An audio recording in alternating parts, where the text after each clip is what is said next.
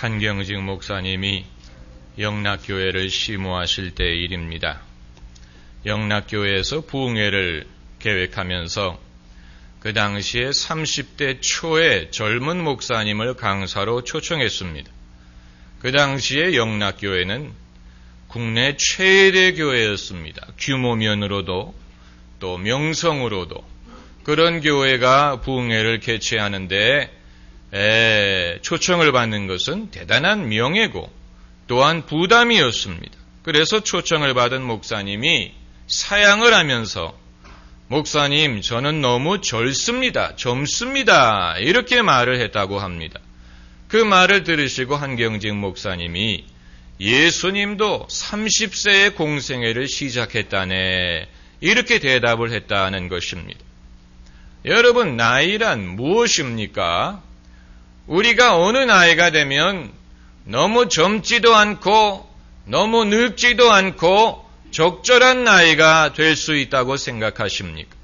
한국 사람들이 미국의 나이아가라 폭포를 찾아가서 나이야 가라 하면서 나이를 떠내버린다고 하는데 여러분, 우리는 나이에 대해서 신경을 많이 쓰지요. 우리뿐만이 아니고 사람이 그렇습니다.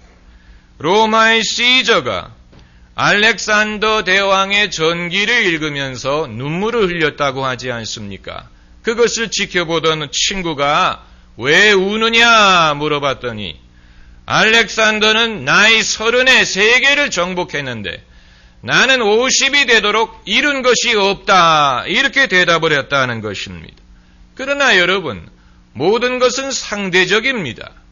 그러면 알렉산더가 33살에 죽었는데 그것도 부러워한다는 얘기입니까?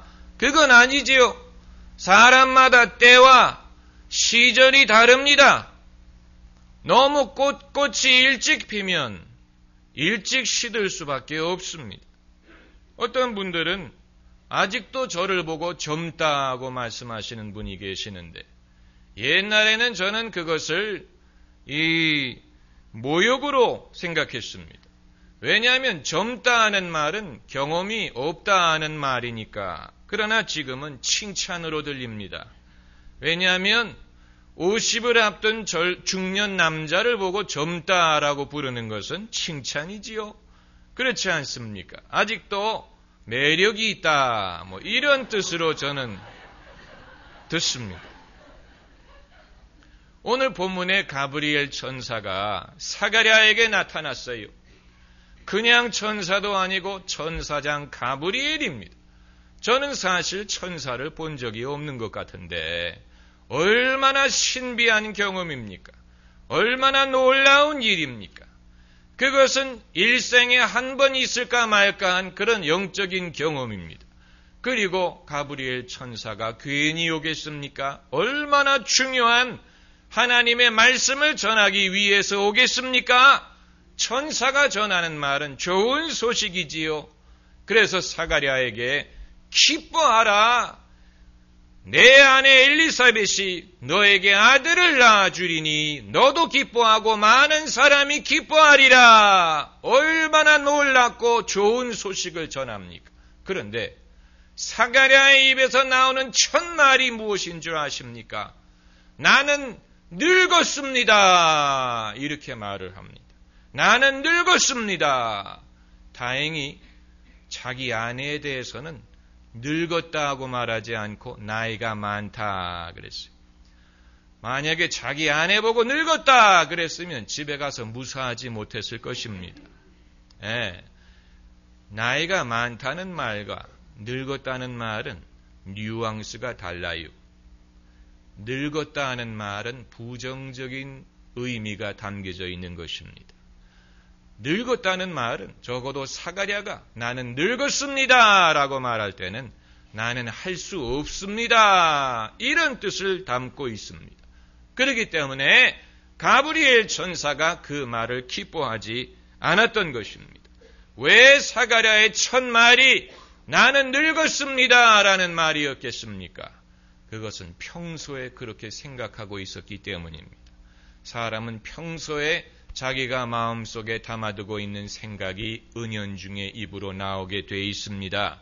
예수님도 말씀하시기를 마음에 가득한 것을 입으로 말하나니 이렇게 말씀하셨는데, 우리가 마음속에 선한 것이 가득하면 선한 말을 하고, 악한 것이 가득하면 악한 말을 하고, 분노가 가득하면 욕을 합니다. 우리가 은연중에 하는 욕은 우리의 마음의 상태를 반영하는 것이라고 할 수 있는데, 그러므로 그리스도인은 언어를 염려하기 전에 먼저 마음을 선한 것으로 채우려고 해야 됩니다. 마음으로 믿고, 마음으로 용서하고, 마음으로 사랑하고 참고, 마음으로 예수님을 영접하고, 그렇게 해서 마음속에 믿음이 있으면 내 입으로 믿음을 말하게 될 것이고, 내 마음에 지혜가 있으면 내 입으로 지혜를 말하게 될 것입니다. 이것이 애쓴다고 되는 것이 아니, 내가 똑똑한 말을 애써서 한다고 나오는 것이 아니고, 내 안에 지혜가 있고 내 안에 선한 것이 있으면 그것이 입으로 나올 수밖에 없는 것입니다.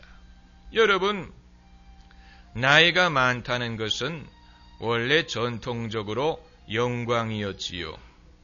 우리나라에서도 연로하신 어른들을 존경하지 않습니까?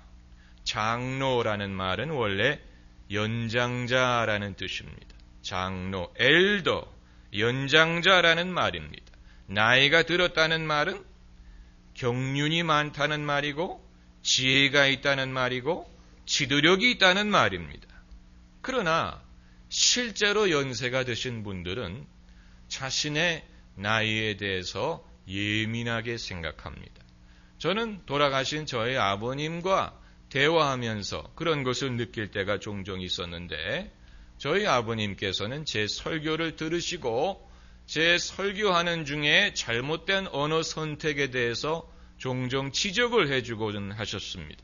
그런데 특별히 저는 무심코 하는 말이지만 그것이 연세 드신 분들이 민감하게 받아들일 수 있는 그런 표현 같은 것을 지적을 하시는 것을 보고 제가 깜짝 놀란 그런 경우도 있었습니다마는, 여러분, 우리나라뿐만이 아니고 전 세계적으로 이 의술이 발달하고 생활 수준이 발전하면서 사람들이 더 오래 삽니다. 더 많이 삽니다. 2006년도 통계를 보면 우리나라 남자의 평균 수명이 74.2세, 여성의 평균 수명이 81.5세입니다. 그건 어디까지나 평균 수명이고, 그 말은 실제로는 더 오래 사는 분들도 계시다는 얘기입니다. 그러다 보니까 이제는 실버 혁명이라고 부를 정도로 연세 드신 분들이 숫자적으로 많아집니다. 그리고 은퇴를 한 다음에도 시간이 많이 남아있어요. 은퇴를 한 다음에도 시간이 많이 남아있습니다. 이제는 새로운 직장을 생각을 하든지 취미를 개발하지 않으면 그 많은 시간을 어떻게 보내느냐 하는 것이 사회적인 문제가 되고 있습니다. 여러분, 미국의 레이건이 대통령에 취임했을 때 그의 나이가 몇 살이었는지 아십니까? 만 69세였습니다. 만 69세에 대통령으로 취임을 하고 재선에 도전할 때 그의 나이가 73세였습니다. 그가 재선에 도전할 때 민주당 후보가 월터 먼데일이라는 사람이었는데, TV 토론회 때 먼데일이 레이간의 나이를 거론했습니다. 대통령 하기에는 너무 늙은 사람이 아니냐, 이런 식으로 나이를 거론했습니다. 그 말을 듣고 레이간이 이렇게 대답했습니다. 저는 이번 선거에서 나이를 문제 삼지 않겠습니다. 그 말을 듣고 먼데일이 무슨 뜻이요? 라고 득이 만연한 얼굴로 물었습니다. 레이건이 대답하기를 당신이 너무 젊고 경험이 없다는 것을 정치적으로 문제 삼지 않겠다는 뜻입니다. 그 말을 듣고 사람들이 와 웃었어요. 그리고 그러한 낙천적인 레이건의 모습을 사람들이 신뢰하고 레이간은 재선에 성공한 것뿐만이 아니고 미국 역사상 가장 위대한 대통령 중에 한 사람이 될 수가 있었습니다. 나이가 많다는 것은 레이간에게 결코 단점이 아니었습니다. 사람들은 그것을 단점으로 만들어 가려고 했지만 레이간은 결코 그것을 허용하지 않고 오히려 국민들에게 아버지와 같은 지도자의 모습을 보여주어서 국민들이 그를 아버지처럼 신뢰하게 만들었습니다. 오늘날 우리 사회에는 아버지와 같은 분들이 더 많이 필요합니다. 가정에도 아버지가 안 계실 수 없는 것처럼 사회에도 아버지와 같은 어른들이 많이 필요한데 오늘날 우리나라에는 우리 사회에는 아버지와 같은 지도자는 고사하고 아저씨와 같은 분들도 찾기가 어려워요. 여러분 나이라는 것은 결코 단점이 아닙니다. 우리가 우리 자신에 대해서 평소에 어떻게 생각하느냐 하는 것은 자유입니다. 사람이 자기 자신에 대해서 뭐라고 생각하든 자유입니다마는 그러나 그것이 하나님이 우리 삶 속에서 행하고자 하시는 일을 가로막아서는 안 됩니다. 이것이 아주 중요한 일입니다. 호렙산에서 하나님이 모세를 이스라엘의 지도자로 임명하실 때 모세가 하나님에게 뭐라고 말했냐면은 저는 입술이 둔합니다. 그랬어요. 그것은 여러분 겸손도 아니고 덕목도 아니고 불신입니다. 입술이 둔하든 입술이 두껍든 무슨 상관입니까? 중요한 것은 하나님이 그를 임명하셨다는 것이고 하나님이 그와 함께 하신다는 것이고 하나님이 능력을 주신다는 것이 중요한 것이지 말을 잘하느냐 못하느냐 나이가 많으냐 적으냐 그것은 전혀 중요한 것이 아닙니다. 모세가 자기 자신에 대해서 뭐라고 생각하든 그것은 하나님이 사실 별로 관심을 갖지 않습니다. 왜냐하면 하나님은 별의별 사람들을 다 보셨고 사람들의 별의별 약점을 다 알고 계시고 사람들의 별의별 죄를 다 보셨기 때문에 우리는 충격을 받을 수 있겠지만 하나님에게는 새삼스러운 것이 없습니다. 우리의 죄든 우리의 연약함이든 하나님에게는 새삼스러운 것이 없습니다. 그렇기 때문에 하나님이 누구시고 하나님의 은혜가 얼마나 위대하고 하나님의 능력이 얼마나 중요한 것을 아는 것이 중요한 것이지 나는 나이가 많으니 적으니 경험이 많으니 죄가 있느니 없느니 말을 잘하느니 못하느니 이것은 중요한 것이 아닙니다. 그렇기 때문에 모세가 나는 입술이 둔합니다 라는 말을 하나님이 들으시고 화를 내시는 거예요. 누가 너희 입술을 만들었느냐? 그렇잖아요.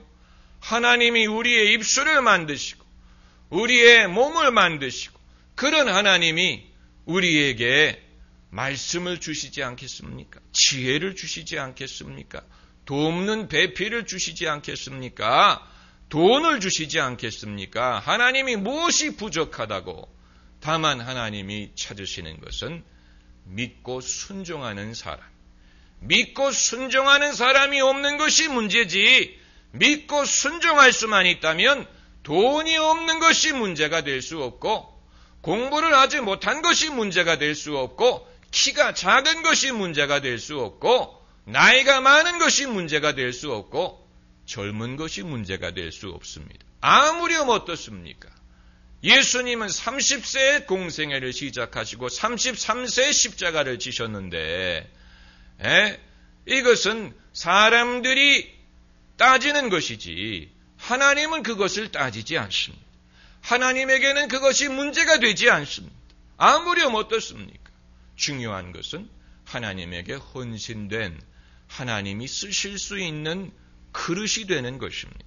어떤 사람은 사무엘처럼 그 어머니 뱃속에 생겨나기도 전에 어머니가 그 아들을 하나님께 드려서 어머니 뱃속에 있을 때부터 하나님의 사람으로 준비되어서 태어난 그런 사람도 있고, 어떤 사람은 다윗처럼 이 10대 소년이었을 때 남들이 갖지 못했던 용기, 믿음, 패기, 지혜, 능력 이런 것을 소유해서 사울 왕도 하지 못하는 그런 공을 세우고 민족의 영웅으로 부각되는 사람도 있고, 또 아브라함처럼 나이 75세가 되어서 믿음의 여정을 시작한 사람도 있고, 모세처럼 나이 80에 그의 선지자의 사명을 받고 그 일을 시작한 사람도 있습니다. 포도원에 들어가서 일하는 시간이 사람마다 달라요. 어떤 사람은 아침 일찍 들어가고 한낮에 들어가고 해지기 1시간 전에 들어가는 사람도 있지만, 다 얼마의 품삯을 받았다고 했습니까? 한 데나리온. 다 똑같은 하루의 품삯을 주셨다고 했습니다. 아마 여러분 중에는 인생의 아침을 지금 통과하는 분도 계실 것이고, 한낮을 통과하는 분도 계실 것이고, 해지기 1시간 전인 경우가 되시는 분들도 계실 것입니다만, 중요한 것은 예수님의 포도원에 들어가서 일하는 것입니다. 그것이 중요합니다. 지금이라도 예수님의 포도원에 들어가서 일하는 것이 중요합니다. 왜냐하면 예수님은 여전히 일꾼을 찾습니다. 일꾼을 찾습니다. 그 포도원의 비유를 보면 주인이 아침에도 일꾼을 찾아 나가고 한낮에도 나가고 해지기 1시간 전에 나가보니까 일이 없이 서성거리는 사람들이 있어서 물어봅니다. 너희는 왜 일하지 않고 여기 서 있느냐 했더니 그들이 대답하기를, 아무도 우리를 고용해 주지 않았습니다. 그 말은 인생에 있어서 그들이 시간이든 정성이든 에너지이든 사랑이든 이런 것을 투자할 만한 보람이 있는 일을 아직 찾지 못했다는 얘기입니다. 오해하면 안 됩니다. 그들이 직장도 있고 돈도 벌고 사회적인 지위도 있을 수 있습니다만은, 그러나 하나님의 나라의 관점에서 봤을 때는 그들의 모든 시간이든 재능이든 이런 것을 투자할 만한 가치 있는 일을 아직 찾지 못했습니다.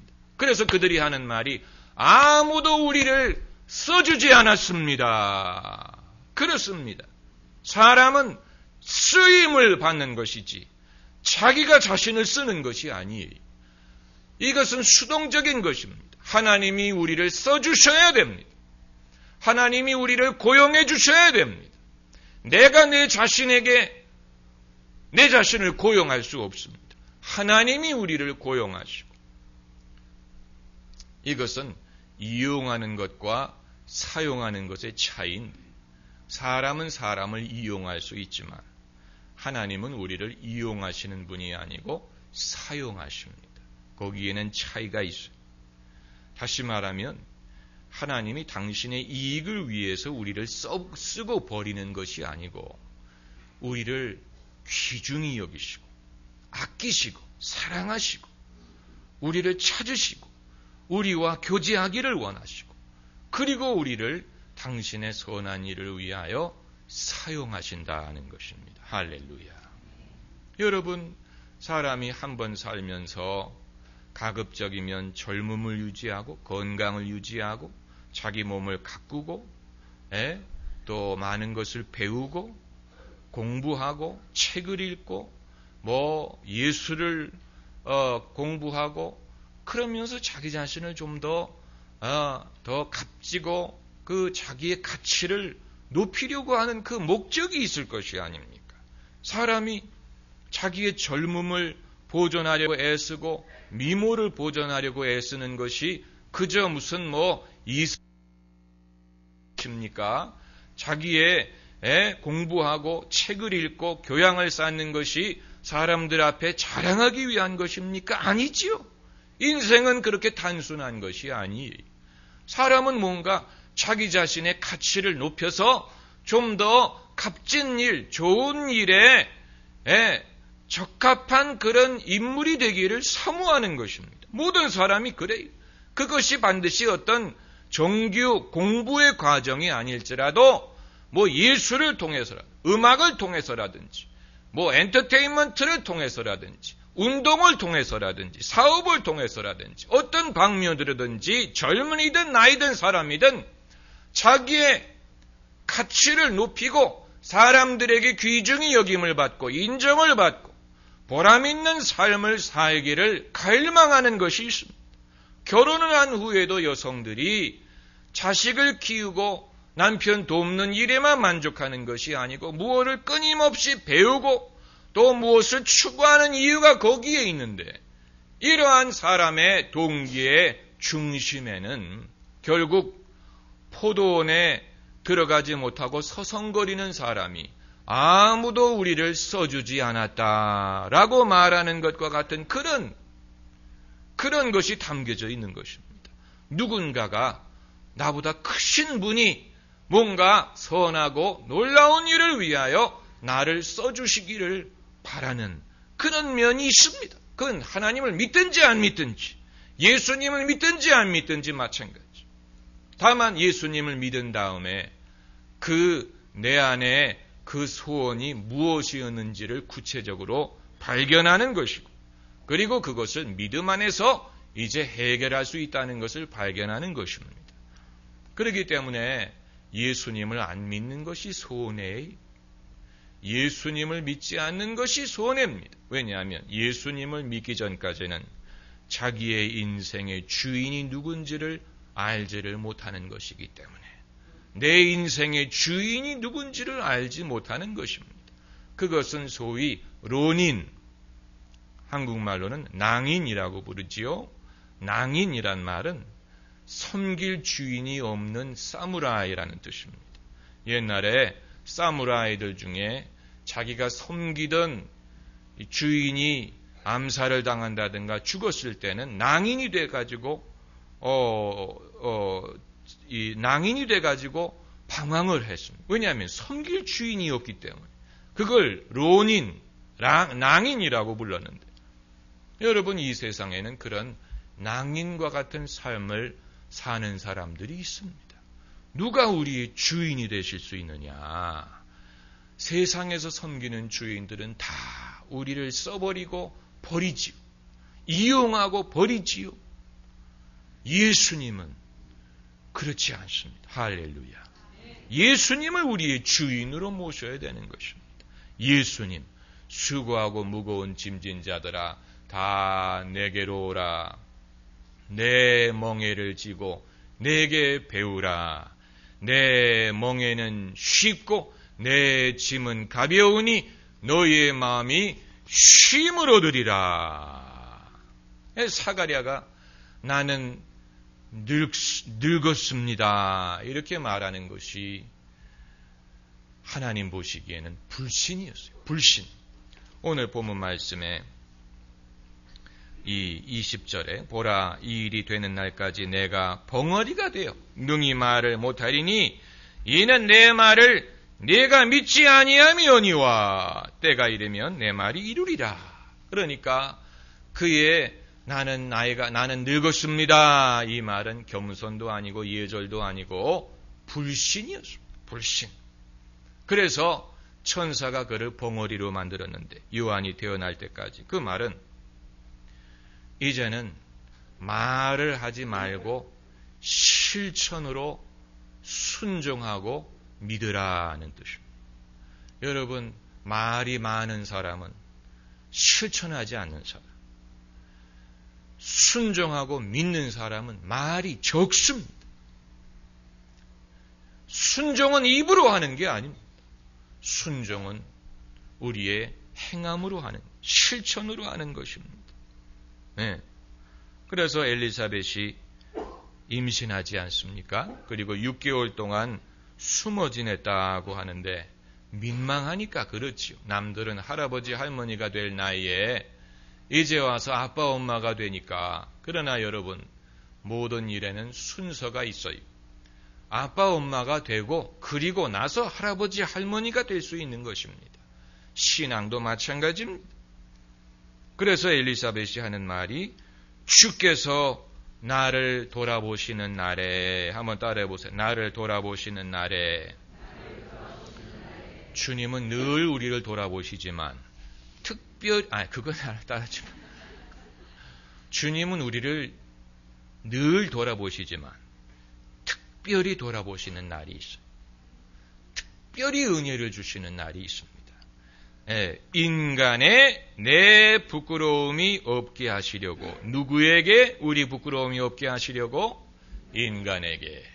우리가 하나님 앞에서도 부끄러움이 없어야 되지만 사람들 보는 앞에서도 부끄러움이 없어야 됩니다. 하나님을 믿는 백성들을 세상 사람들이 부러워하고 존경해야지.